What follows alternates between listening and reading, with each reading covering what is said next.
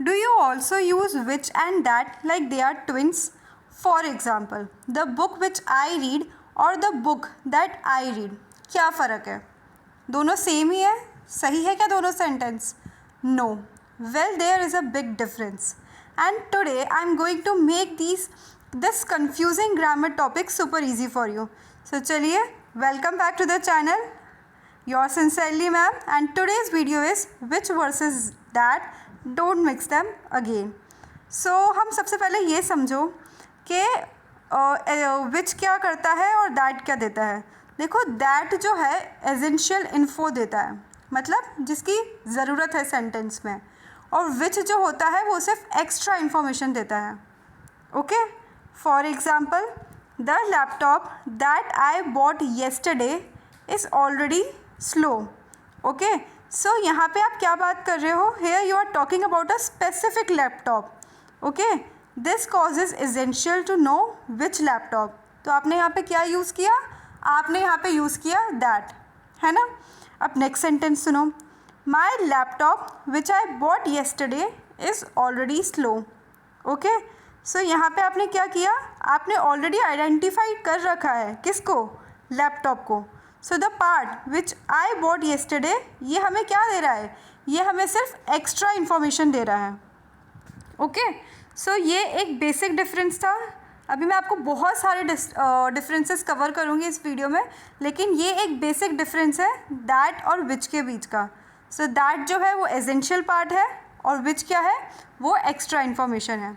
चलिए आगे बढ़ते हैं हम आगे के डिफरेंसेस देखने के लिए. अब हम बात करेंगे यहाँ पे if removing the clause which does not change the meaning.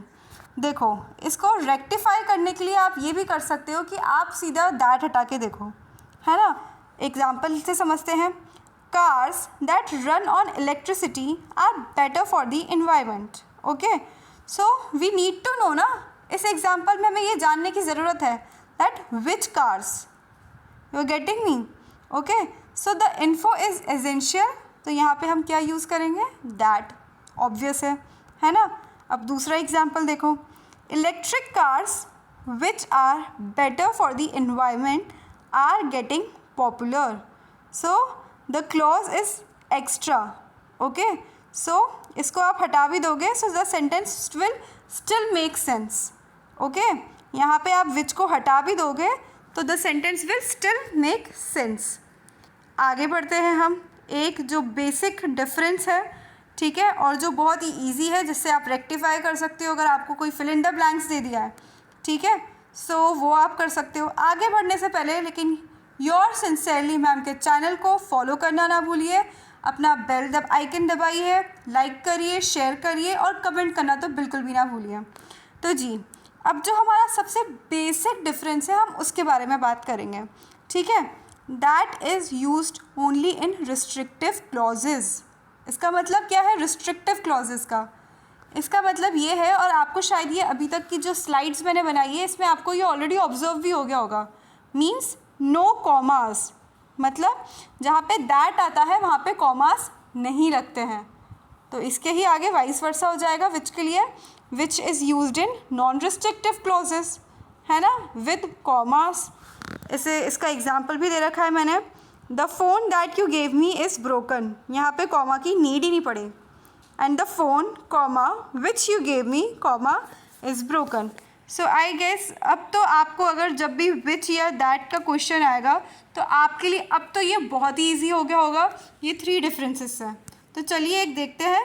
The house has a red roof is my favourite. ठीक है, सो यहाँ पे ऑफकोर्स दैट आएगा. क्यों आएगा? The house has a red roof is my favourite, क्योंकि यहाँ पे पहली बात तो कॉमा नहीं है, ठीक है, और ये यहाँ पे एसेंशियल इन्फॉर्मेशन हम दे रहे हैं. अब नेक्स्ट एग्जाम्पल देखो. My house has a red roof in the corner. तो यहाँ पे क्या आ जाएगा? विच, क्योंकि यहाँ पे कॉमा है, ठीक है.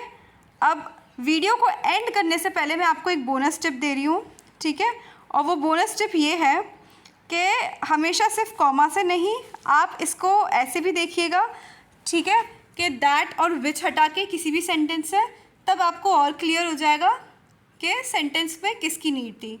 सो आज के लिए बस इतना ही। फॉलो करना ना भूलिए अपनी योर सिंसियरली मैम को। Thank you so much.